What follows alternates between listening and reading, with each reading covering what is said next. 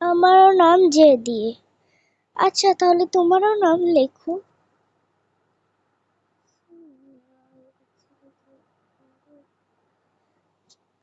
আমার নাম আর তোমার নাম একই, জে দিয়ে। ও মাত্র বললো না, তুমি শুনলে না? তা তো শুনেছি, তাহলে আবার ভ্যাকের ক্যাকের করছো কেন? আমি এভাবেই বলছি। ও মনে হয় ফুল আঁকছে, আমি যা দেখছি। আরো কয়টা মনে হয় নাম আছে। M K? এটা হলো আমার বাবার নাম,